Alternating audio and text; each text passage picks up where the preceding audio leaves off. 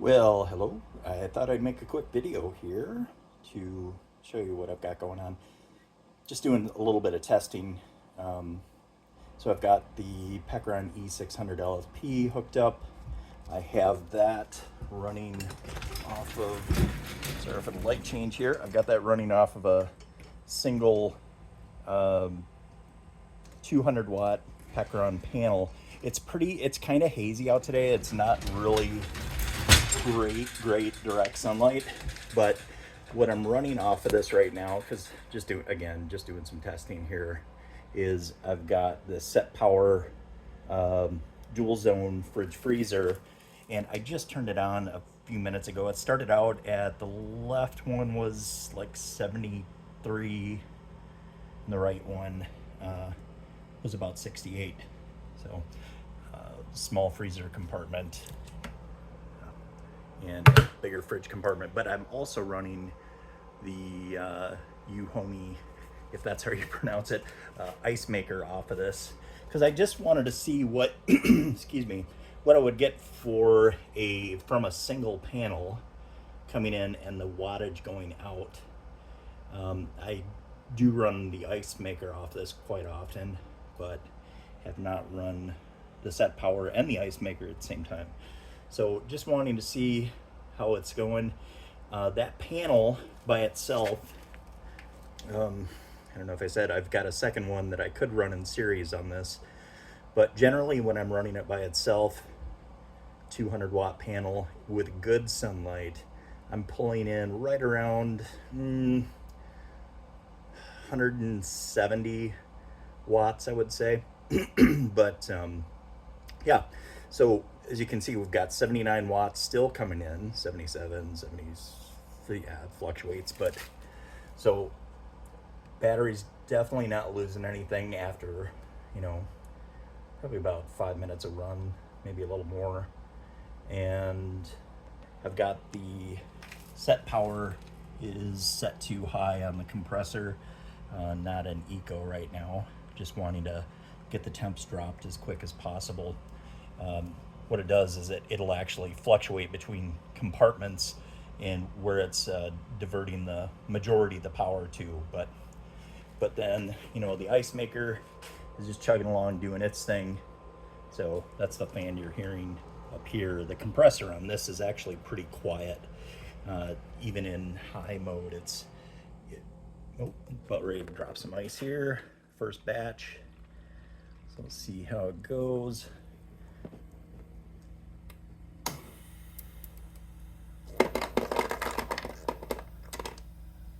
There's our first batch of 9 cubes.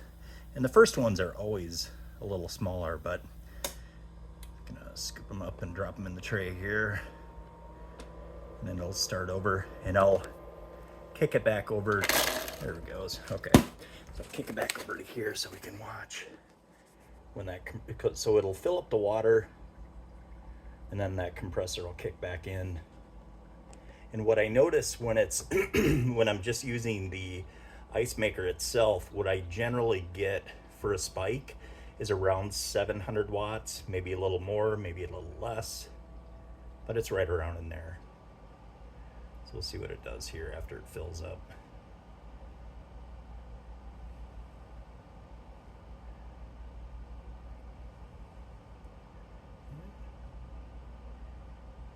If it does spike, it may not.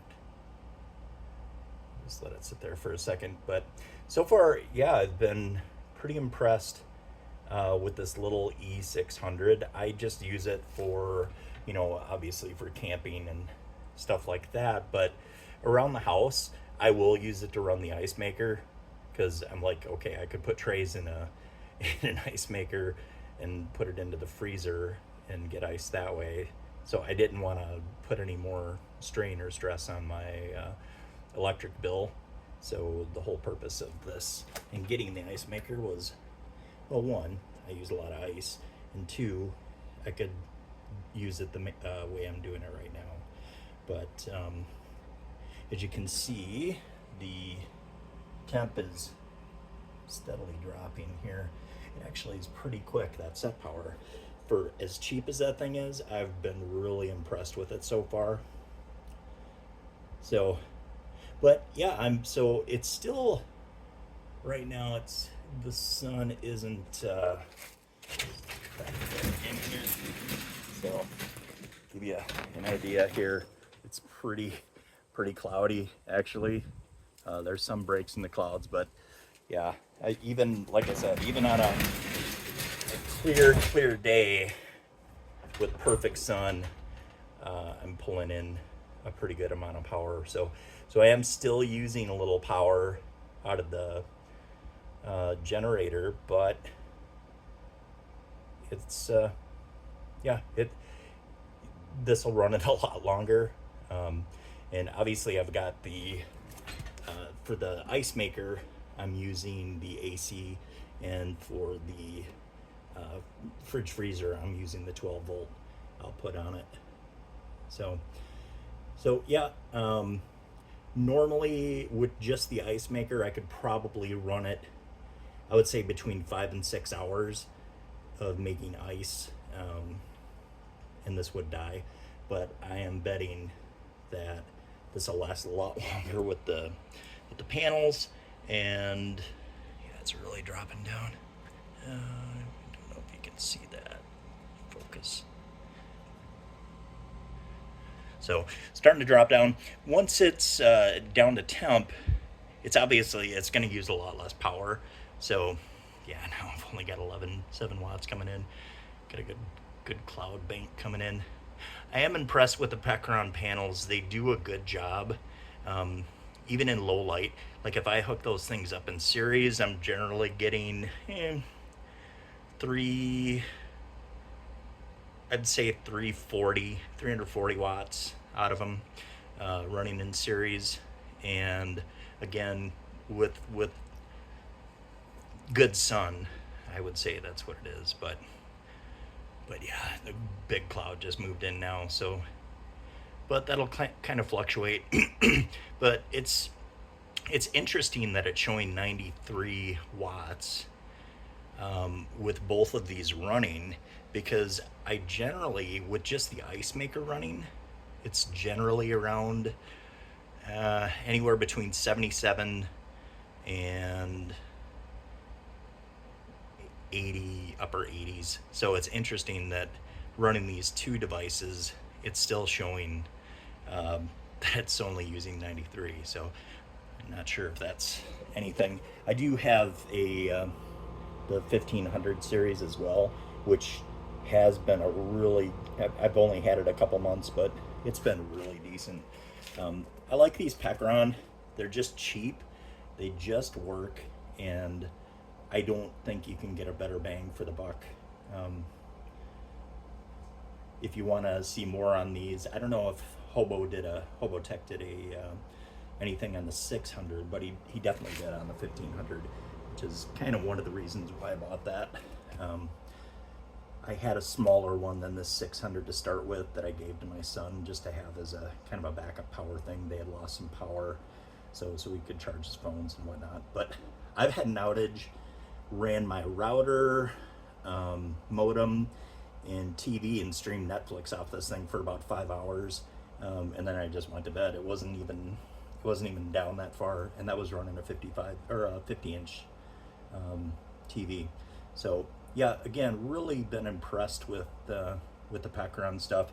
And so far, the set power, I've not owned it terribly long, but it's really does a great job. When you have this thing in eco mode, which you could do after you drop it down, after it drops down to temp, it's whisper quiet. I mean, you can hardly hear this thing at all. And of course, I've got the ice maker on top of this one. As you can tell, it got dark in the garage here because the sun is really buried behind the clouds right now, but I'm still pulling a little power in there. But yeah, both the compartments are lit up, which I really like. I like the fact it's dual zone. I was specifically looking for something dual zone, for when we go camping. Just don't have to futz with the ice, which is, I've done for years and years and years. But things get waterlogged, and sometimes you end up, having to throw stuff away. And to me, I just like to be a little bit more independent with things. So as long as the electronics keep working, then we should be good. But that is enough. I just wanted to give you and myself actually an idea of how this would work. Obviously, if I had both panels running in series right now, which this can handle, I think up to 400 or 500 watts of solar input. It's got a 100-watt input up here on the top, but you can't use them simultaneously. As where the 1500 also has that same 100, and then I think this one can do 600 or 700. Oh, there's the. I've been talking a while because it's dropping another batch of ice here. So heat kicks in, and there we go. So yep. So, but you can use the 100-watt input as well as the, I think it's like 700. I'm sorry, I can't remember. Watch Hobotech's video on this thing. He does a really good job. Love his channel and what he does for us people that know squat about these types of electronics. I've learned a lot from him over the past few years just watching his videos. But that's it. Take care.